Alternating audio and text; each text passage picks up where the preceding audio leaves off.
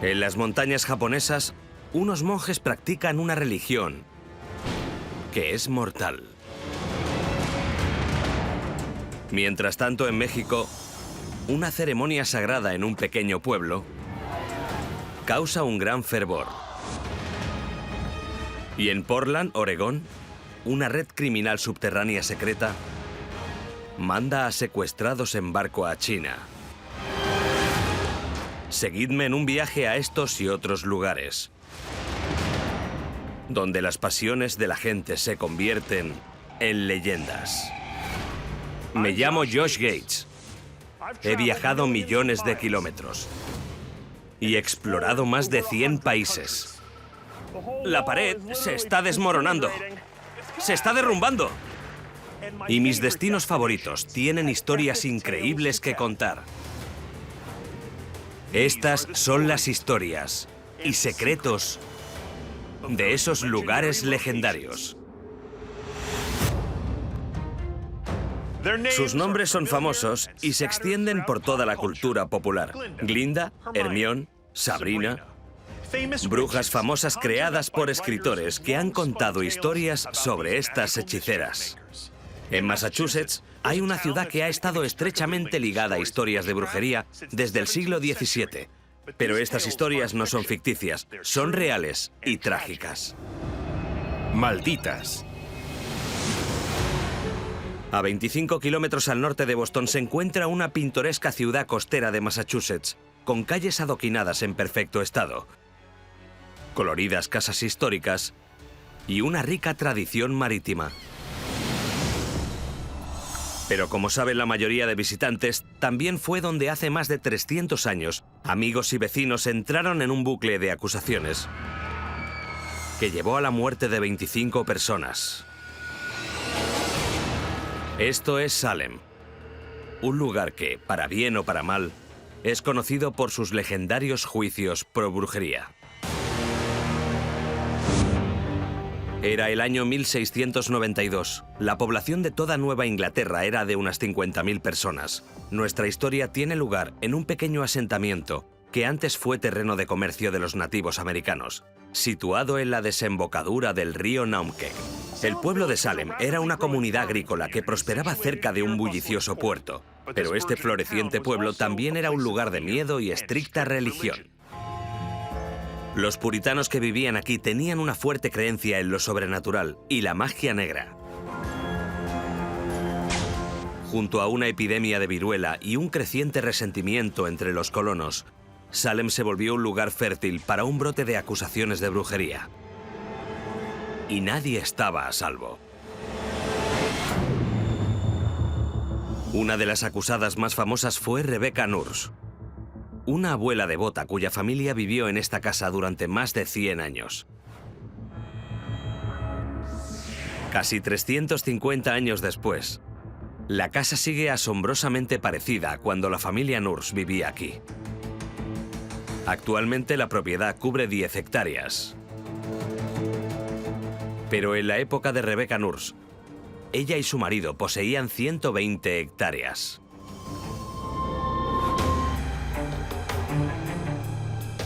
Cindy Merrill, descendiente de Rebecca Nurse, va a visitar la antigua propiedad de su familia. La acompaña la historiadora de Salem, Catherine Rutkowski, que ayudará a Cindy a conocer el trágico pasado de su familia. Vaya, es fantástico. Este es el hogar, y aquí es donde cocinaban, donde vivían y hacían todas las labores. Casi te la puedes imaginar cocinando.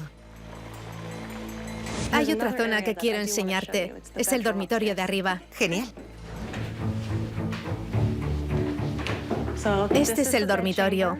Y es el cuarto donde Rebecca Nurse estaba cuando la arrestaron el 24 de marzo de 1692. Rebecca Nurse tenía 72 años y estaba muy enferma. No podía ir a la iglesia, lo cual levantó sospechas. Pero cuando la sacaron de la cama y la arrestaron por brujería, la mayoría del pueblo estaba sorprendida. Había sido abuela varias veces. ¿Era madre de cuántos? ¿8? 8 hijos. 8. Ayudó mucho a las madres de Salem a dar a luz. Exacto, Así sí. que era como la abuela de todo el mundo. ¿Y cómo pudieron acusar a alguien así de brujería? Bueno, en este remoto pueblo de Massachusetts había una paranoia en el ambiente y había mucha tensión en el pueblo. Aunque los detalles varían, muchas versiones sugieren que los problemas en el pueblo empezaron cuando 4 chicas afirmaron tener un mismo sueño en el que una esclava llamada Tituba realizaba un ritual de brujería. Afirmaron tener convulsiones al despertar. Y cuando sus padres preguntaron, culparon a la esclava. Al principio, Tituba negó practicar la brujería, pero confesó después de que su dueño le diese una paliza. En el juicio dijo, «El diablo vino y me obligó a servirle». En su testimonio acusó a otras 2 mujeres sospechosas de brujería, convenciendo a los residentes de Salem de que el diablo vivía entre ellos. El 7 de marzo de 1692, Tituba fue enviada a la cárcel. Los puritanos creían en el diablo y cuando les pasaba algo malo buscaban a quién culpar. Cosas como que la mantequilla se pudriera, que una vaca enfermase o que una bala de paja se cayese de un carro se las atribuían al diablo. De la noche a la mañana, todo el pueblo fue un hervidero de acusaciones. Y de lejos, la acusadora más prolífica fue Ann Putnam Jr. de 12 años. ¿Dónde vivía?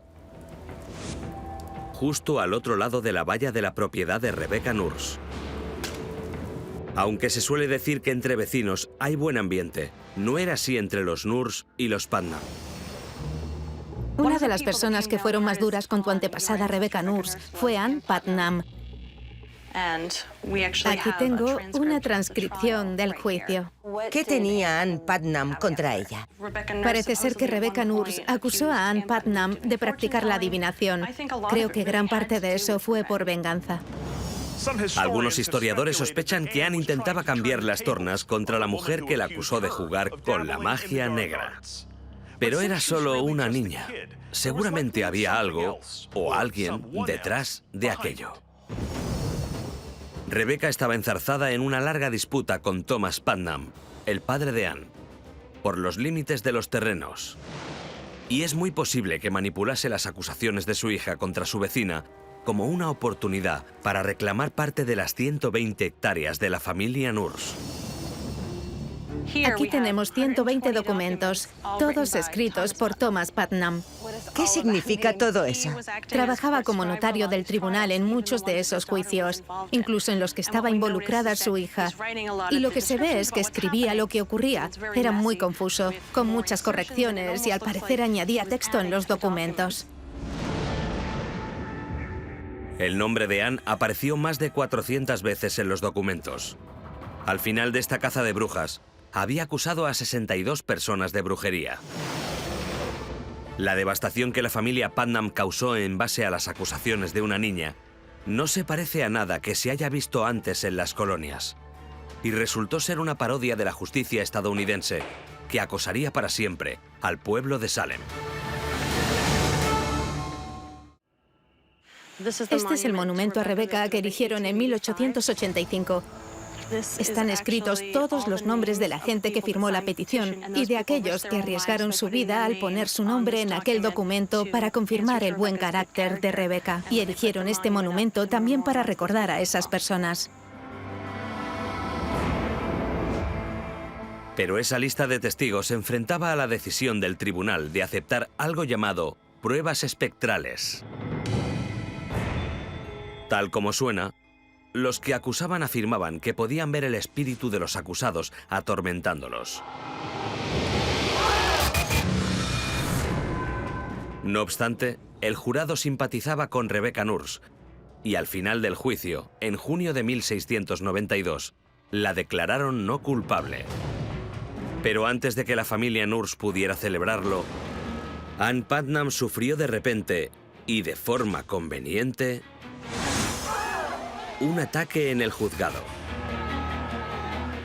El juez pidió al jurado que lo reconsiderasen, y lo hicieron. Volvieron con un nuevo veredicto. Culpable. ahorcaron a Rebecca Nurse en Gallows Hill el 19 de julio de 1692.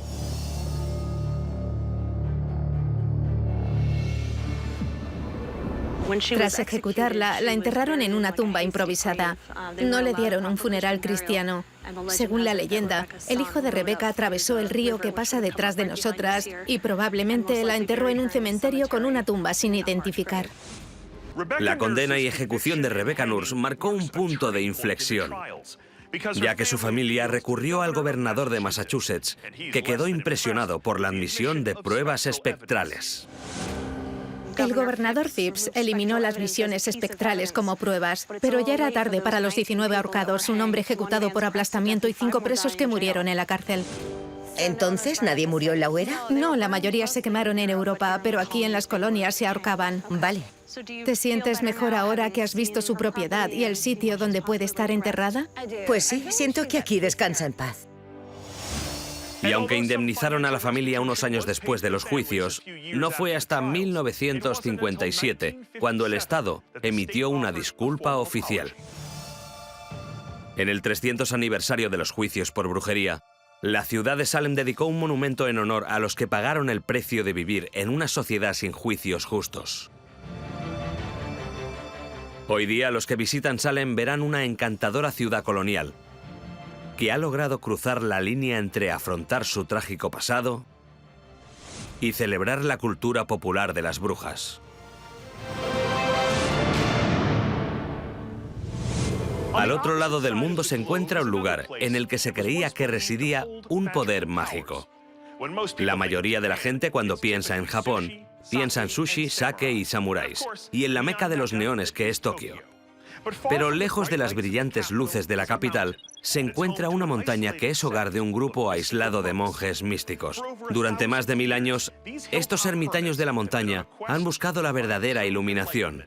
Y para lograr ese gran objetivo, se ponen al borde de la muerte. La montaña de los monjes momificados. Cerca de la costa occidental de Japón, el monte Yudono se eleva hasta las nubes. Un refugio espiritual para los lugareños y los peregrinos.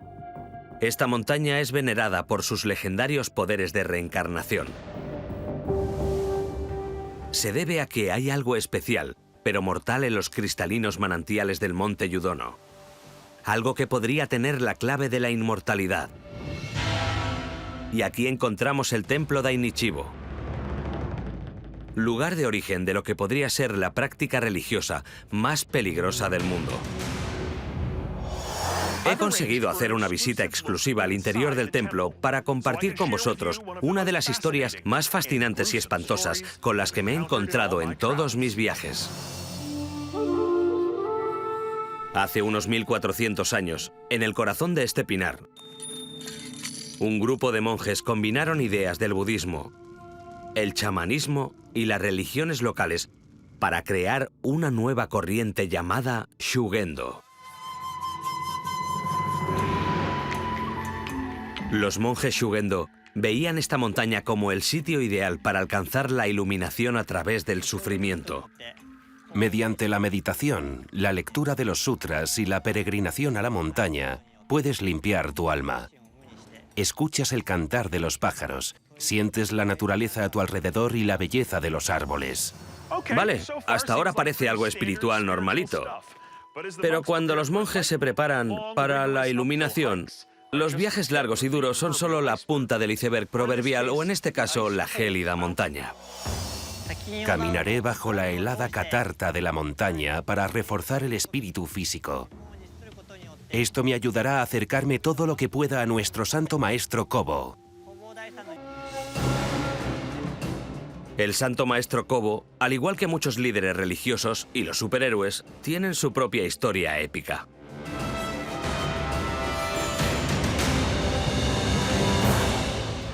Fue a comienzos del siglo IX. El venerado monje Kobo Daishi viajó a esta remota región montañosa y se encontró con su poder sagrado. Kobo sintió que este lugar tenía una energía única y decidió construir su templo sagrado aquí. Juró salvar a la humanidad y para cumplir esa promesa, desarrolló una nueva corriente religiosa que esperaba que las plegarias de la gente fuesen escuchadas. Kobo comenzó una rama extrema de la religión Shugendo, una que implicaba sacrificio personal.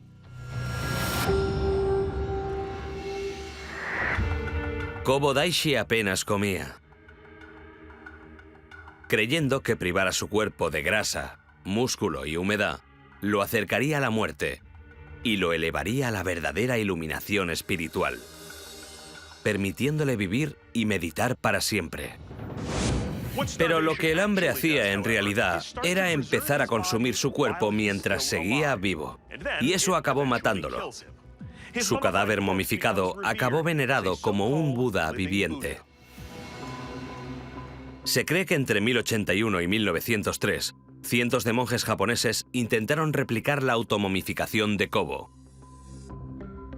Pero solo unos 30 completaron con éxito el proceso.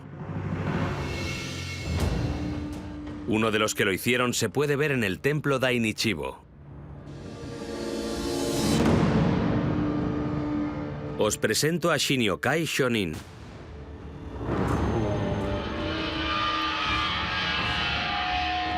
Normalmente, cuando muere alguien, su cuerpo se descompone por completo a los 5 años. Pero ahí lo tenemos, en buen estado, más o menos. 300 años después. En 1783, Shinyokai tenía 96 años cuando comenzó el arduo y doloroso proceso de automomificación.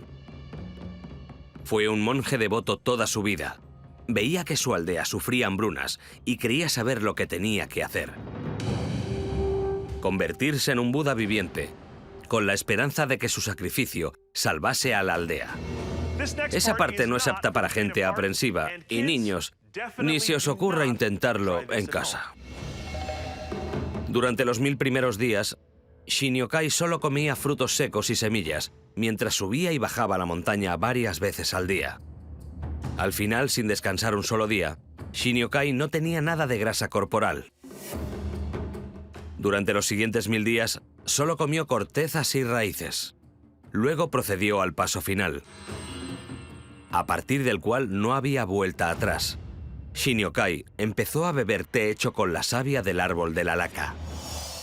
Vale, voy a parar un momento aquí para remarcar que la savia de ese árbol es lo que se usa para el laqueado de la cerámica en Japón. Es muy tóxica.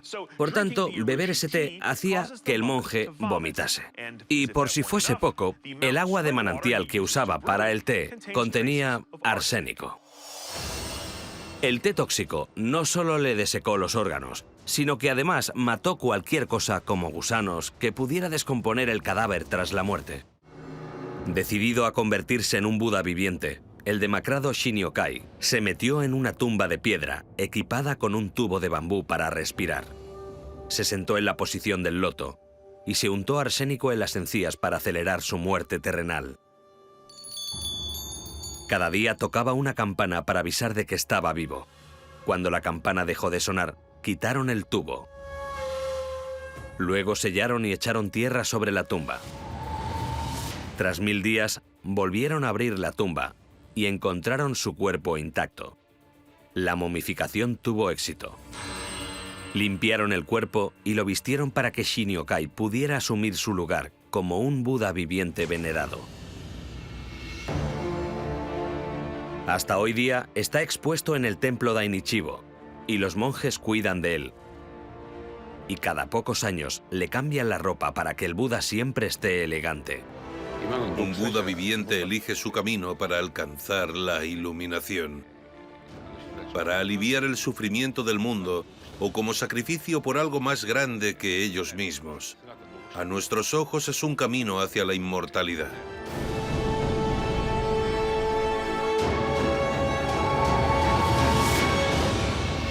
Aunque esta práctica mortal se prohibió en el siglo XIX, se continuó en secreto hasta bien entrado el siglo XX.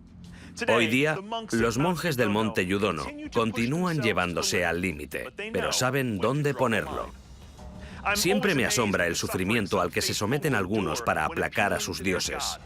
Y a 11.200 kilómetros de allí, cruzando el Pacífico en un polvoriento pueblo mexicano, hay una fiesta conocida como Danza de los Tacololeros, que implora a los dioses una cosecha abundante. Y digamos que puede ser una época peligrosamente buena.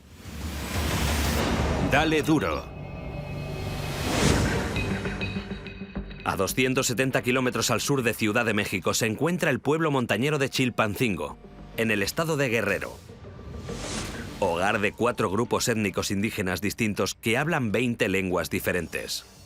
Una vez al año, la gente de la región se reúne aquí para celebrar una tradición histórica que se convierte en una fiesta más desmadrada que las de Ibiza.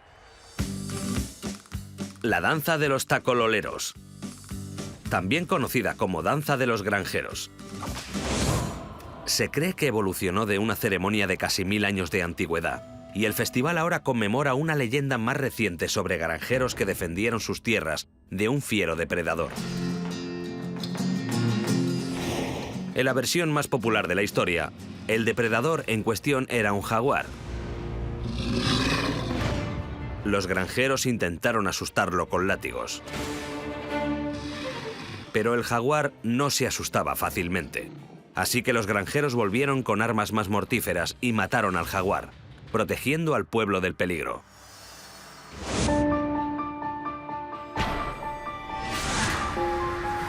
Muchos creen que representar ese evento también homenajea al dios azteca de la lluvia, con la esperanza de que lleve la fertilidad y el agua a sus cosechas. Vale, estoy listo. Venga, dios de la lluvia, vamos allá. En la versión moderna de la ceremonia, los bailarines de Chilpancingo llevan disfraces de granjeros, de jefe de policía, de perro y, cómo no, el obligatorio de jaguar. El drama empieza cuando el jefe, el perro y los granjeros persiguen al jaguar a través de la multitud.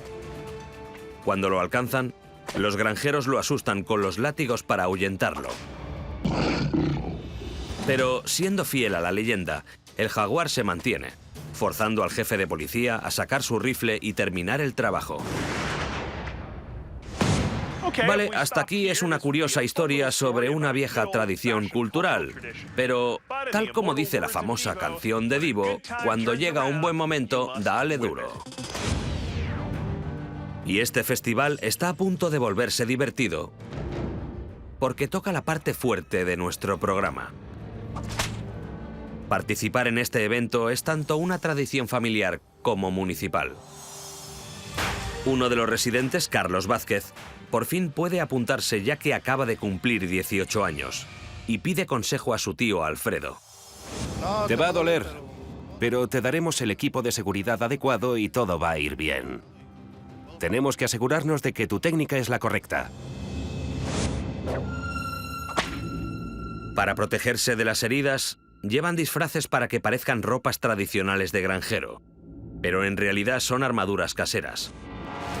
Botas duras, zahones de cuero y sacos acolchados. Todo para proteger su piel. Los granjeros también llevan sombreros de palma enormes, cubiertos de caléndulas de colores vivos. Y máscaras de madera. En cuanto a los látigos, una tira de cuero unida a una cadena de 60 centímetros. Mi padre me enseñó la danza cuando era joven. Aprendí porque era una tradición hermosa. Y ahora que te haces mayor, te toca perpetuar la tradición. Aunque la danza de los granjeros es una alegre fiesta de la cosecha, las rivalidades entre los pueblos vecinos la convierte en una experiencia potencialmente dolorosa. Primera regla de la fiesta: no hay reglas. Y tampoco hay árbitros. Pero sí muchos moratones si no sabes lo que haces. Al final de la noche, el aloe vera se pasa de mano en mano como la cerveza. Y por primera vez, el joven Carlos Vázquez probará el látigo. Y puede que escueza un poco.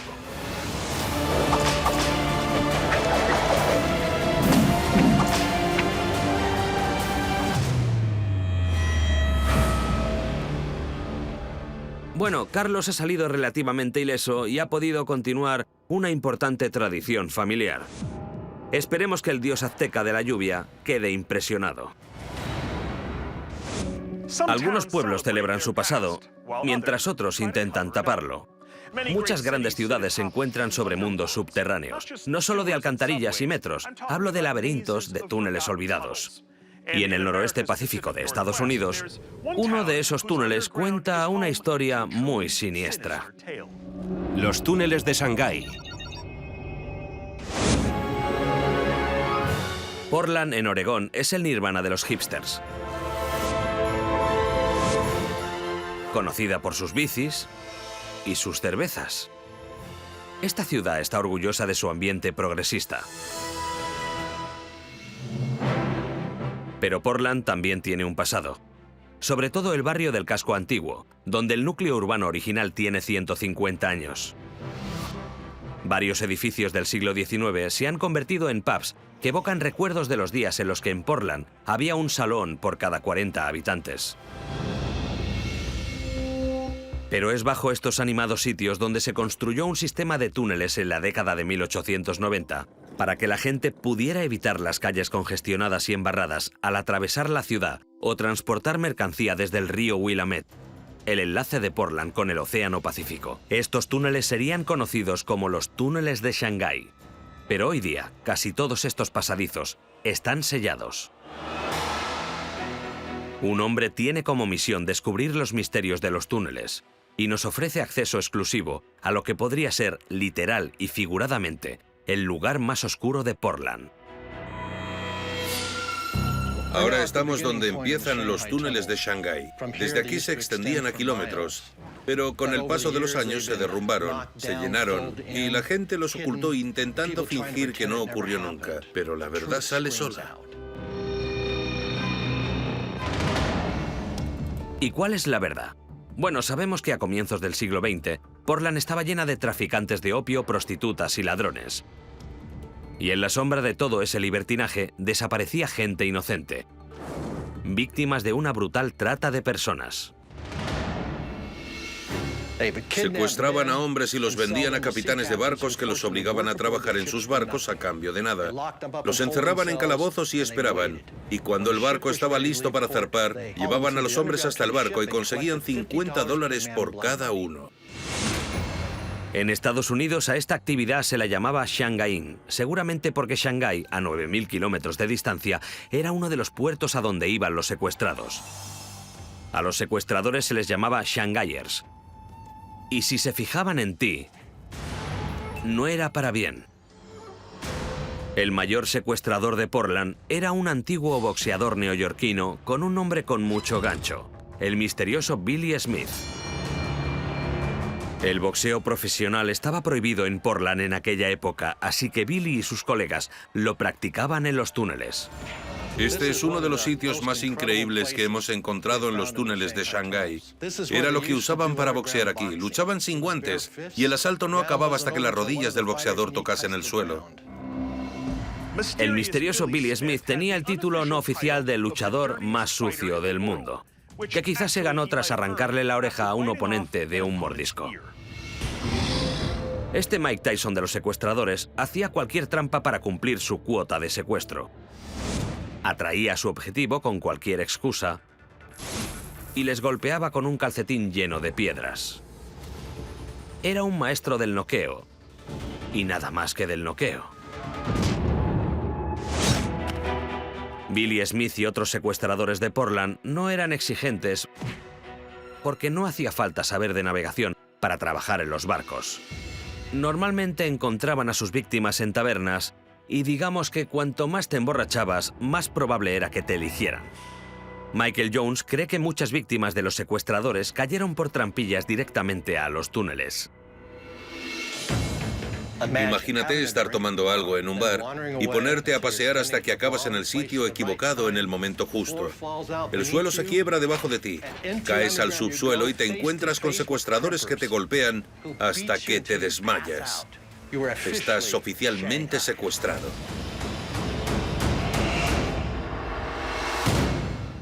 Una vez la víctima estaba bajo el suelo, Los secuestradores usaban los rincones más oscuros de los túneles para evitar cualquier fuga. Parece que estamos en un callejón sin salida, pero ¿es así? Esto mide 1 metro de ancho y aproximadamente 5 de largo. Esta cámara habría sido ideal para encerrar a la gente. Según la leyenda, los dejaban metidos como sardinas. Y algunos morían. ¿Cuántos? Ni idea. Ya no se oyen los gritos de las víctimas. Lo único que se oye son los chirridos de las puertas.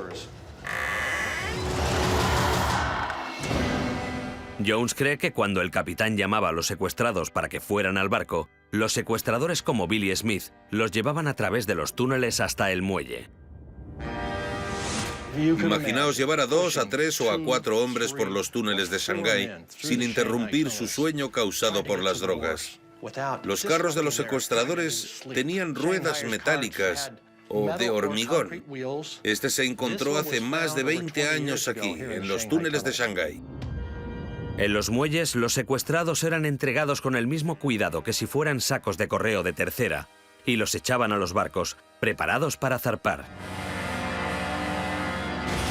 Al despertar se encontraban en alta mar y forzados a cumplir una ley arcaica por la que debían quedarse a bordo hasta el fin del viaje, o acababan en prisión. Según dicen, los secuestradores de Portland siguieron con su actividad hasta 1915. Y al final, no acabaron hundidos por la policía ni la presión social, sino por el progreso de la tecnología. Los barcos iban siendo reemplazados por barcos de vapor y el trabajo requería de especialistas. Cualquier marinero puede manejar una cuerda, pero hace falta un experto para manejar un motor. La historia de los túneles de Portland casi se ha olvidado. De su pasado quedan las ruinas. Fue una parte oscura de su historia, pero también un gran ejemplo de cómo la ciudad pudo reinventarse. Y así concluyó la historia de los túneles de Portland. ¿Son los túneles reales o solo una leyenda? Sentíos libres de investigar, pero que no secuestren. Bueno, desde túneles míticos a monumentos antiguos, vayamos 7.800 kilómetros al este, a uno de los lugares más icónicos de la historia, Stonehenge. Este enigmático círculo de piedras del paisaje inglés ha fascinado a generaciones, haciendo que se pregunten ¿quién lo hizo? ¿Cómo lo hizo? Y claro está, ¿por qué? Edad de piedra. Justo a las afueras del centro del pueblo inglés de Amesbury, se encuentra un monumento prehistórico que ha desconcertado a los científicos durante siglos. Ahora, unas pruebas nuevas y asombrosas podrían resolver uno de los mayores misterios de la humanidad: el verdadero propósito de Stonehenge.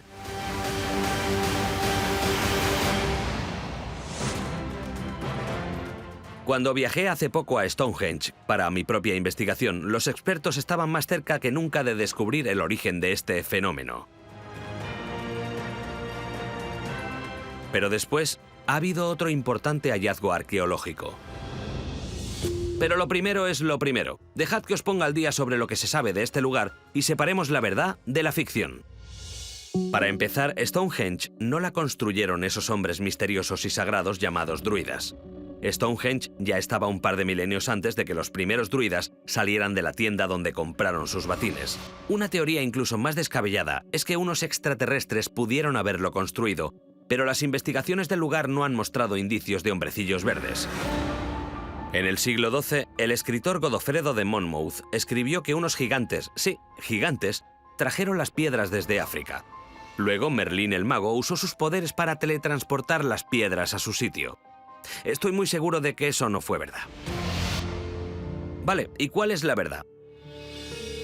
Bien, Stonehenge está formado por distintos tipos de piedras. Las más grandes se llaman piedras de Sarsen. Son de arenisca y cada una puede pesar hasta 30 toneladas. Y el rastro nos lleva a un lugar a 30 kilómetros de distancia. Luego están las piedras azules. No es un tipo específico de roca, sino un término para clasificar a las piedras más pequeñas de Stonehenge, que vinieron de otro sitio y que pesan entre 2 y 5 toneladas. Aunque no parecen azules, muestran un color azulado cuando se rompen o cuando se mojan. Se cree que al principio había unas 80 piedras, pero ahora solo quedan 43. Los científicos analizaron la composición mineral de las piedras azules y las compararon con las rocas volcánicas e ígneas de las colinas Preseli, a más de 220 kilómetros al oeste, en Pembrokeshire, en Gales, donde también hay varios manantiales de los que se creen que tienen poderes curativos mágicos. La formación única de las piedras en las colinas Preseli facilitó la extracción de las piedras.